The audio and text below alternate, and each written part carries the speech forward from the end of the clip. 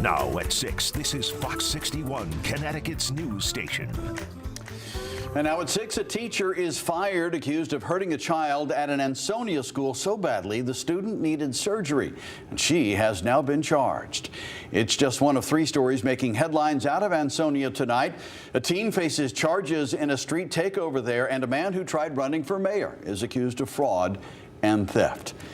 And we begin tonight in court. Thanks for joining us for the Fox 61 News at 6. I'm Brent Harden. And I'm Sarah Sanchez. That teacher faced a judge just a few hours ago. And tonight we're getting a look inside court documents that detail what happened on school grounds. Fox 61's Joe Monte's outside Meade School in Ansonia, where this teacher was employed. Joe. Mary Durso-Smith is a former pre-K education teacher at John C. Meade Elementary School in Ansonia. Police arrested her after they say she injured a child during recess.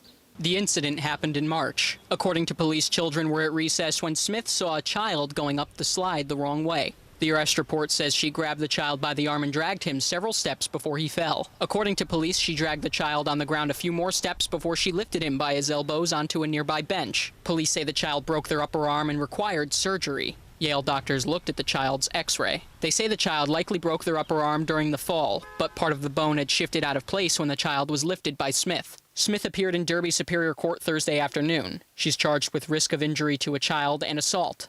A judge granted Smith more time to gather legal counsel. She was released on a $50,000 bond, but is not allowed to work with children and can have no contact with the child or their family. Fox 61 reached out to the Ansonia School District for comment. Superintendent Joseph DeBacco said in a statement, "The individual is no longer employed. The district does not comment on pending litigation." Smith is expected back in court on June 24th for her arraignment. For more updates on the case, check our website, fox61.com. In Ansonia, Joe Monte, Fox 61. Thank you, Joe. We're on day 2 of a weather impact alert. The Canadian wildfire smoke has blown on through, but ozone levels are still elevated. Which is important for some people to keep in mind, of course, but it's a great day out there for summer lovers because for the first time this year, we were in the 90s. Chief Meteorologist Rachel Frank is here to time out the rest of the impact alert for us. Rach. Yeah, it looks like the air quality will improve a bit as we head through the day tomorrow. Temperatures are also very warm. That's the other big story today. We did make it up into the 90s, at least earlier inland, for the first 90-plus degree day of the season, closer to 80 now at the shoreline. And yes, that air quality alert continues until 11 o'clock tonight. If you have respiratory issues, asthma, any heart and lung disease, just make sure that you limit the amount of strenuous activity outside. The other issue is some storms tomorrow afternoon. So we've also issued a weather impact alert for Friday, starting at 2 o'clock and continuing until 8 p.m. Scattered storms, and some of them could contain some locally heavier downpours and some gusty winds. So just make sure you're staying weather aware. And it does look like there's a higher risk for storms, and especially strong storms in northern Connecticut. Radar's quiet right now, but you might see a couple of clouds trying to bubble up. It's trying to produce an isolated shower, but most of us won't see one. It remains warm and muggy out there tonight. Overnight lows will be in the 60s to right around 70 degrees. Tomorrow we start off warm and humid right out of the gate. We're looking at highs in the 80s. Again, that weather impact alert after 2 o'clock. We'll be watching for some of those scattered storms. We'll take a closer look at all of this and when it rains this weekend coming up. All right, Rachel, thank you. Well, with the sun out, so are the people. Hundreds came out to Hammonasset Beach State Park to enjoy the hot weather and have some fun in the sun. Fox 61's Alicia Hercules caught up with some of those people to find out how they spent their day. There are signs of summer at Hammonasset Beach State Park. The sun is on full blast and many people are taking advantage of the hot weather with a fun and relaxing beach day.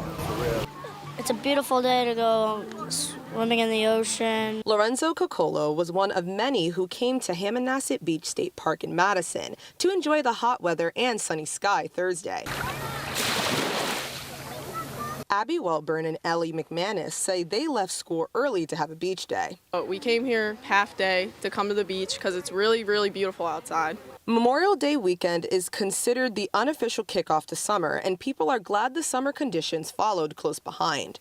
Tyler Paradise and Bobby Boucheri say they were excited to take advantage of the warm weather. It's obviously been very rainy and cloudy. We were at the beach yesterday, which was nice. After seeing the nice weather, they decided to come back out for round 2.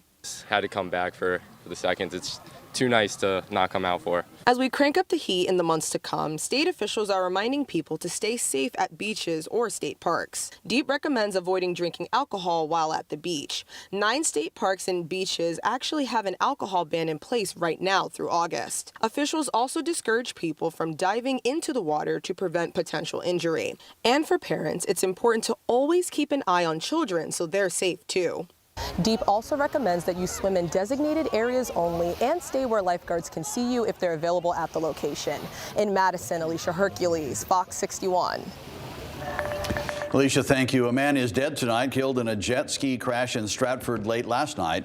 According to DEEP officers, the crash happened near the Sikorsky facility just after 10. Officers found the jet ski overturned along the Housatonic River, and the man was found not too far away. He was pronounced dead at the scene. It's unclear what caused him to crash. Derby police say they're looking into who brought 2 bullets onto a school bus this morning. We're told the bus driver found them. The middle and high schools went into lockdown while police made sure everyone was safe. We reached out to Derby's school superintendent to find out more, but we haven't heard back. An update now. Ansonia police charged a 17-year-old boy today for participating in the street takeover back in April.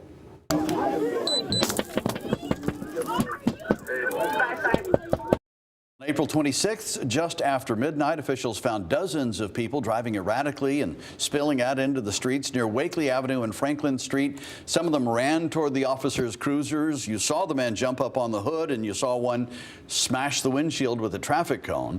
Police are not releasing the name of the teen charged today, but he faces numerous charges, including rioting, reckless endangerment, and operating without a license. He's out on bond and will appear in court tomorrow. Also in Ansonia, a man who ran for mayor's under investigation for fraud and theft. Harry Danley was arrested yesterday on larceny charges.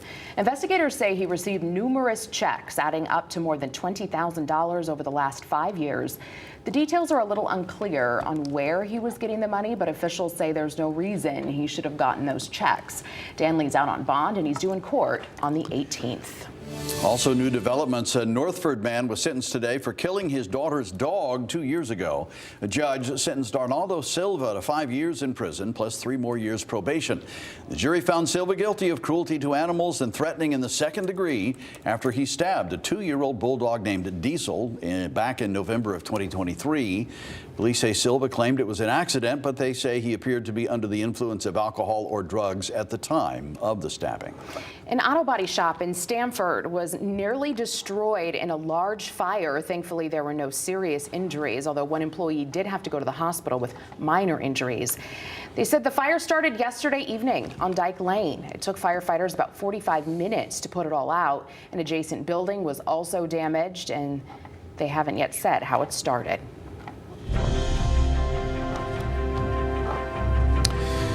Governor Ned Lamont met with reporters earlier today at the state capitol to talk about the end of the most recent legislative session and whether he will run for governor again.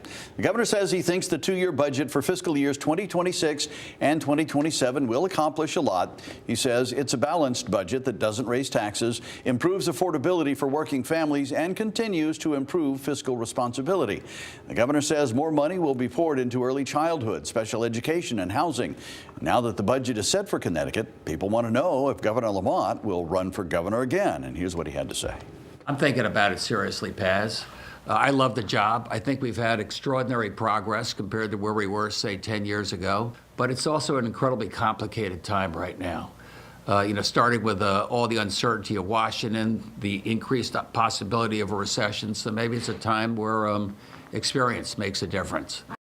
Now, the governor told reporters to get back to him on the possibility of running for a 3rd term.